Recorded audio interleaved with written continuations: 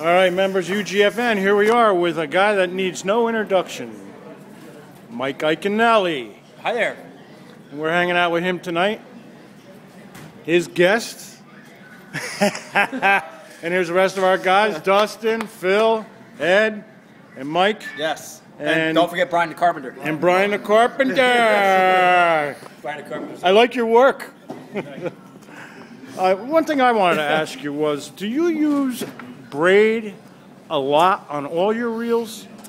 It's a great question. No, I don't. Actually use, so here's the answer. I use 3 different line types. I use braid, monofilament, fluorocarbon. But of the 3, I use fluorocarbon most. I use fluorocarbon probably about 70% of the time.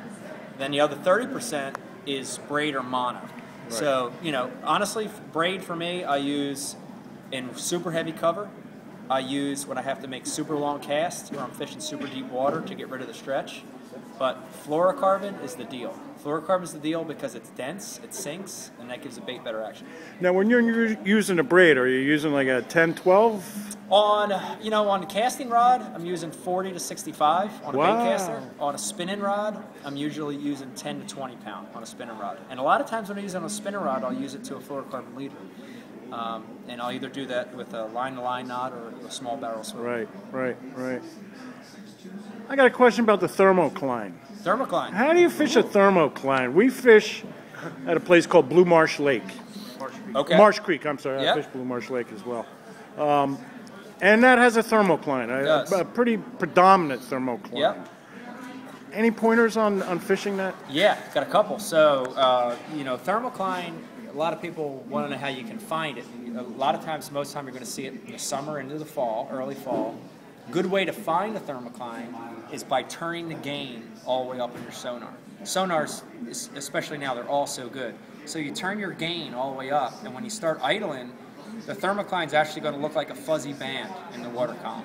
So then you identify the level where that thermocline's at. So let's say you're in 20 foot of water and your thermocline's at 12 feet down. My rule of thumb is I always like to fish just above the level of the thermocline. So if your thermocline's at 12 feet down, I pick a bait that's going to run about 10 foot just above the thermocline because the fish and the bait usually like to get right above that mix line. Right. So that's a real good rule of thumb for fishing thermocline. That's good. That's something I've always wondered about because I've always fished below the thermocline and hasn't been too productive. Super tough. Super tough to catch them when that water's mixing. Right. Yep. You guys got some questions, don't you? Shoot, what you got? All right, well, this lake, we all fish at the same lake pretty much all year round. It's great pre-spawn and spawn lake. Once the fish spawn, they're gone. You can't find them. Maybe you'll find pickerel on a hill line perch from us. That's who will catch them on the bottom. Yeah. I chase them all summer long. There's no pattern. What top 3 baits would you choose to pattern these tough summertime? That sounds tough, and I've had a lot of situations where exactly what you described. It reminds me of a lot of places I'm thinking of. Santee is one of them. Santee Cooper in South Carolina. They show up, but when they're spawning, boy, you can catch them anywhere. But once they get post, it's like you lose them. And what I think's happened is I think a lot of those fish in those lakes go out to spend and live deep, and that's a super tough fish to catch.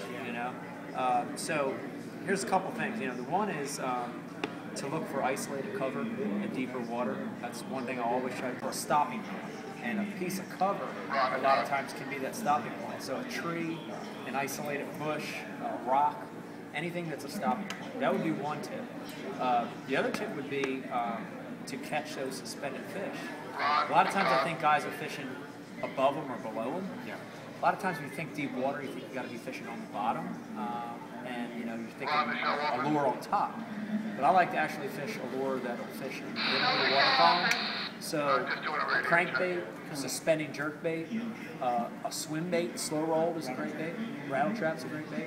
It's a couple hits. Like he was saying with the thermocline, we can look on our graphs and we can see the line. Yep. And the fish, they just shut down. It's so frustrating because we know they're there. We can catch them all spring long up until bass season opens here, middle of June. Yeah. Once bass season opens, they're gone. Maybe you can catch them off of a deep point on like a drop shot, something like that. And we had a little bit of luck with that. But they always want to. They like the perch and they like them deep. Yeah. I've drug swim baits on bottom bouncers. Yeah. You know, everything. It's just Yeah. Yeah. Sounds like a difficult fishery. it gets a lot of pressure because, as you know, in the Philly area, there's not a lot of lakes. Have you This is tried out to near stroll? Westchester. Have you tried to stroll a crankbait out there? You know what? Stroll. So it's a technique that you can take a deep diving plug, like let's say like a 6XD or a Rapala, a DT20, big bill crankbait, and you make the longest cast you can make. So, you know, like I said, get out where that deeper water's at, where they're eating those perch, make your super long cast, and then just get on the thumb of your spool, get on the troll motor, and you go that way, and let all the line out of the reel, literally. Okay. Let 200 yards of line out, and then bring that crankbait back. And when you have that much line out, you can get those crankbaits to dive 30, 40 feet deep. Yeah, so we all fish out of kayaks. Yeah. So, you know. You could do it on a kayak, Yeah, too. definitely. I've Let the line out, yeah. kind of done that before to get them to Yeah. give me extra. And the reason I said that is I've had perch lakes like you're talking about, Yeah. where they eat those white and yellow perch, and they get way off the bank. And I've caught them strolling before with a I'll big have to plug. try it. So it's This something to lake's try. really long. And Yep. That's the biggest run is. Yep. The depth run is north to south, so that's. Yeah, and especially if you're not in a tournament situation, it's a good way to try to catch it. Yeah. No, I had, I think it was a 5-year run with that show. It was on Versus, and a couple things happened at the same time. One was NBC Sports bought Versus, and they don't really want to be in the outdoor fishing business, to be honest with you. They want to be in the regular mainstream sports business, so that was one reason.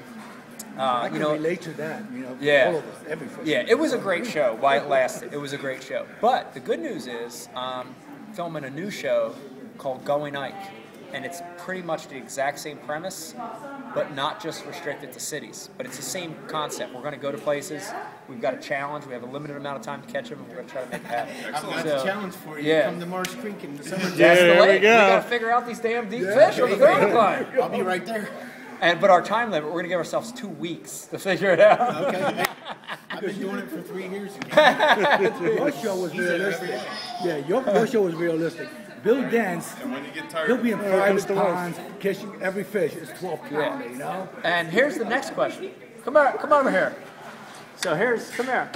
Oh, who's So that? here's the real They key. recognize you. They know you. They must know you from TV. Here's the real key to fishing.